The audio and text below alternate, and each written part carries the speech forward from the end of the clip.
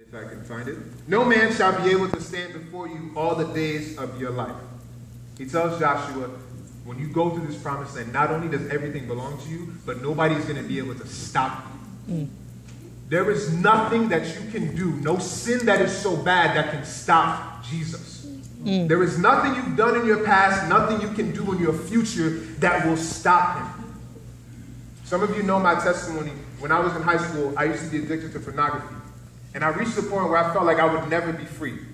Like it was just always going to be there. I was always going to struggle with this. But to make a long story short, God came and he freed me. And some of you, the devil has convinced you that you will always be struggling with this particular sin. You will always be this way. You will never change. There is no hope for you. But I'm here to remind you that Jesus is bigger than your sins. Amen.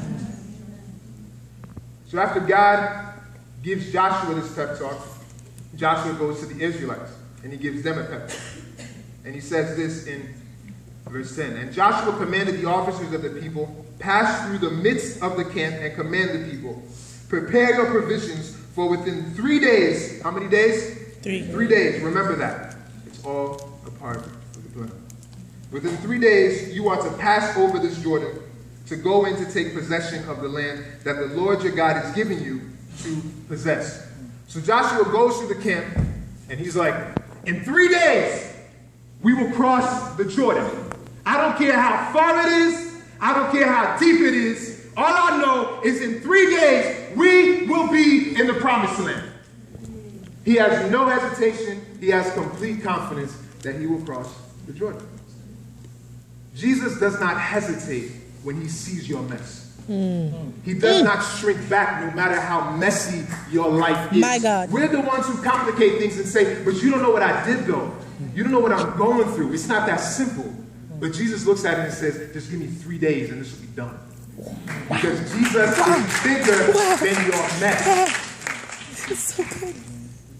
So Joshua has full confidence that he's going to cross the Jordan in 3 days. But the Israelites are not as confident.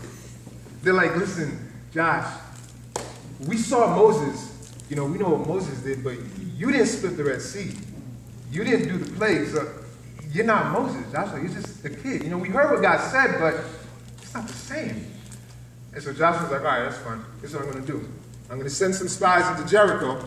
They're going to get a report, and they'll come back, and then you'll find out that God's really going to do this. Because Joshua's like, I know what God said to me. But I just want to get your faith up to that level so that you know what the deal is. So this is what Joshua does. He goes in chapter 2, and this is what happens. Joshua the son of Nun sent 2 men secretly from Shittim, I'll say that too slowly, as spies, saying, go view the land, especially Jericho. And they went and came into the house of a prostitute whose name was Rahab, and lodged there. And it was told to the king of Jericho, behold, men of Israel have come here tonight to search out the land. Then the king of Jericho sent to Rahab, saying, bring out the men who have come to you, who entered your house, for they have come to search out all the land. A lot just happened in these 3 verses. But plain and simply, the spies got caught. Now I want to pause there for a second. You are a spy. It is your job to not get caught. Not only do these guys get caught, apparently they get caught on the first day. How do you explain this to Joshua? You had one job. You had one job and you got caught on the first day. Can you imagine that conversation? What happened? Well, see, what had happened was we went to this prostitute's house. You went to a what? Like, how do you explain this? This is a bad situation all around. These guys failed in every sense of the word. But if we're honest, we have all been these 2 spies at some point. God gave you one job, and you screwed it up. Wow. Wow. When I was in college, I didn't go to Christian college. Like Heather said, I went to New Jersey Institute of Technology in New Jersey. And when I was there, I was the president of InterVarsity Christian Fellowship. And when I got there, there were about 3 members. So it was 2 or 3 guys that there he is in the midst of us, but it didn't always feel that way. So God started moving though, and we went from being 3 to 5 to 10 to 15 to 20 members, and it was awesome. But then, one semester, all I had to do was hand in a form to get recognized by Senate on campus. And I missed the deadline. and we were no longer recognized. We couldn't have events. We couldn't have small groups. We couldn't even put up flyers. We ceased to exist on campus. And my staff worker tried to sugarcoat it, and she sat down with me, and she was like, Emmanuel, this has never happened before in my entire career. And I'm like, well, thanks. That's encouraging. I single-handedly managed to stop the move of God on campus. God gave me one job, and I failed. Now, is there a happy ending to this story? I don't know. We'll find out. So, back to the spies who failed. Rahab sees the guys who come looking for them, and she tells him, listen, there's a lot of guys that come in through here, but I'm not sure I remember who you're talking about, but they might have gone this way, so if you leave now, you might be able to find them. So she sends them on a wild goose chase. And then she turns to the spies, and she's like, listen, I know who you are, like, we're afraid of you, you're afraid of us, but we're afraid of you. We heard what God did to your enemies, and we're just afraid. And the spies are like, oh my goodness, like, this is actually going to happen. Joshua was right. God's going to deliver us, and he's going to do awesome things. And so Rahab and the spies make this deal that since Rahab saved their lives, she was like, I scratch your back, you scratch mine. So, you know, if you don't kill me, then everything's cool. And so they say, we're not going to kill you and your family. That's fine. And so this is the plan that they made. But when she's letting them go, she says something very interesting to them. Before she lets them go, she tells them, and she said to them, go into the hills, or the pursuers will encounter you, and hide there 3 days until the pursuers have returned. She tells them to go in the hills and hide for 3 days. And how many days did Joshua tell the Israelites they were going to cross the Jordan? 3 years. How is it that Rahab and Joshua are both on the same schedule if they never spoke to each other? Joshua tells the spies, in 3 days, we're going to cross the Jordan. So the spies are like, all right, good, we're going to go in, get out real quick. They go to Jericho. First day they get caught. Boom, covers blown. Boom, and boom, you know, they get caught. Everybody's choking now. Time's up, over, blah, back to the Jordan now. And Rahab's like, oh, wait, go to the hills and hide for 3 days. And they go to Joshua, and they cross the Jordan exactly when they were supposed to in the first place. You think your life is falling apart, and things are happening the way you don't want them to, but God's looking at you saying it's all a part of the plan. You think that God is late, that he's taking too long, that he's forgotten about you, but everything God promised you will happen right on time. It might not happen the way you thought it would, but God is faithful. So, after I got into varsity on probation, we got back on track the next semester. And we started growing, and we started growing and growing. And when I graduated, they kept growing, to the point that now, they have more than up to 100 members on campus. Now, obviously, that had nothing to do with me. But the point is, you can never fail so badly that all hope is lost. Because Jesus is bigger than your failures. So the spies go back to Joshua, and they explain to him what happened. They're like, Joshua, the guys are scared of us. You were right. And Joshua's like, exactly, I told you that's what's going to happen. And God tells Joshua to go to the Jordan, and that he's going to split the Jordan River for them to walk through. And that by itself is already miraculous. But it's the timing that God tells Joshua to do this that is problematic. Because by the time that Joshua gets to the Jordan, it's flood season. And so a little fun fact about the Jordan, normally the Jordan is about 100 feet wide and 10 feet deep. But during flood season, some parts swell to about half a mile wide, about 2,000 feet. So Joshua goes from having to cross a basketball court of water to having to cross a town of water, a bathtub, the Hudson River, and he has no boat. God knows the weather. He could have had Joshua cross before flood season or after flood season. But he chooses to make him go in the middle of the flood and stand there. Because it's when you are drowning in things, when you are overwhelmed, you are in over your head, that is when Jesus comes and stands in the middle of your situation. Real life. Real we don't know why he loves to do this. But all I know is that when you feel the most hopeless, that is when Jesus comes and brings you hope. Because Jesus is bigger than your problems. Wow. So Joshua goes And he gets to the Jordan, and he steps in the Jordan, and God splits the water, and him and the Israelites and the priests, they pass through on dry land. And they make it to the other side on the third day, all according to plan. And when they get there, this is how the Israelites react to the situation. In chapter 4, verse on that day, the Lord exalted Joshua in the sight of all Israel, and they stood in awe of him, just as they had stood in awe of Moses all the days of his life. So the Israelites saw God split the Jordan through Joshua, and now they're like amazed by him. The gospel choir just sang a song about how amazing God is. When was the last time you stood back and you were amazed by God? Like you were just like, look at God. Did you see that? Did you see God? I love watching Sports Center highlights. Anybody in here love watching highlights? Especially ankle breakers. Bruh. Like I love watching people like Kyrie Irving and Stephen Curry like destroy people's ankles. Like last year in the playoffs, when Stephen Curry messed up Chris Paul, I had that thing on replay all week. Like, did you see that? Now, sometimes you have to put God on replay. Ooh. Because stuff happens to you and you forget that God is that good, that he's done something like this before. My God. And when you remind yourself, that's when you realize how good God is. Wow. So that's good. God's court vision is no joke. Ooh. He sees everything. I remember one time I was in college and I went to school one day and I forgot food. And I didn't have money. And I didn't have a meal plan.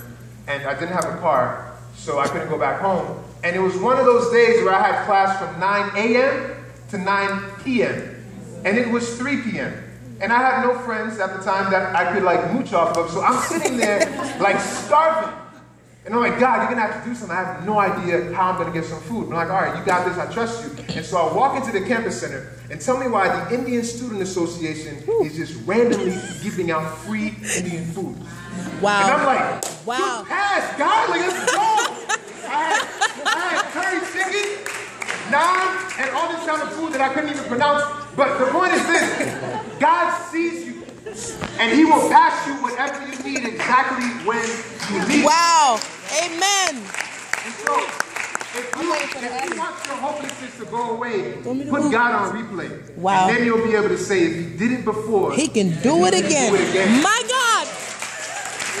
That's good. That's a word. So, after they stood in awe of Joshua, they moved closer through the promised land. And this is what they did. While the people of Israel were encamped at Gilgal, they kept the Passover on the 14th day of the month in the evening on the plains of Jericho. Now, at first glance, this might seem like a random detail, like they just stopped and had a Passover meal. But this verse shows how God's timing is perfect. I want to give a recap of what happened so far. So, Moses dies. 30 days later, the Israelites move into the promised land. Then there's that 3 days thing with Rahab, and they cross the Jordan, and it's flood season. Then they make it to the other side just in time to have a Passover meal, where they remember all the things God has done, and they put God on replay. God has ordained all of these things so that everything points back to him. Nothing in your life is random. Everything is ordained to remind you of one thing. God is faithful. Nothing is random. It's all a part of the plan. So after they have the Passover meal, they get everything done. Now they get strapped and they get up and it's time to get down to business. And they go into Jericho, and this is what Jericho looks like. Now Jericho was shut up inside and outside because of the people of Israel. None went out and none came in. Jericho had walls set up around it. And on the outside it looked impenetrable. This was not going to be an easy city to get into. Some of you have walls set up around your hearts. No one gets in, nothing gets out. And you think you're protecting yourself, but you're slowly killing yourself. So God tells Joshua to march around Jericho once for 7 days. And on the seventh day, to march around it seven times, and then shout and scream and blow a trumpet. And this is what happens.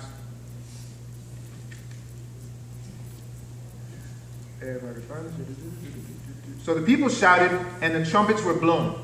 As soon as the people heard the sound of the trumpet, the people shouted a great shout, and the wall fell down flat, so that the people went up into the city, every man straight before him, and they captured the city. Some of you have set up walls around your heart because you've been through so much pain. You set up walls because of rejection, because of abuse, because of molestation, because of rape. And you set up walls because you never wanted to be hurt again. And rightfully so. But God wants to go through your walls, not so that he can hurt you, but so that he can heal you. But you have to let him in. And some of you, however, have set up walls because you're trying to hide something from God. So God, you're holding on to something, and you know that it's not of God, but you just want to hold on to it anyway. And you know that if God touches it, he's going to kill it. Some of you, God has to kill your pride. God has to kill your idolatry. God has to kill some of your relationships. Because some of you have set up walls and you've said, nobody has to tell me what to do. Even God can't tell me what to do. But I have a newsflash for you. God is a grown man. He does whatever he wants. Joshua did not ask for permission to invade Jericho. He just went in there. He didn't tell them, listen, I have an idea. Let's go in. We're going to invade you. You can give us your things, and then it'll be great. Come back to me by Thursday and let me know. He just went in and did it. So when God wants to do something in your life, he's not going to wait and ask you for permission. He's just going to come in and do it. Yeah. Your job is to just open up and let him do it. Now, some of you, when you came here to Nyack, you had plans. You were going to come and graduate in 4 years. You were going to become a pastor, become a teacher.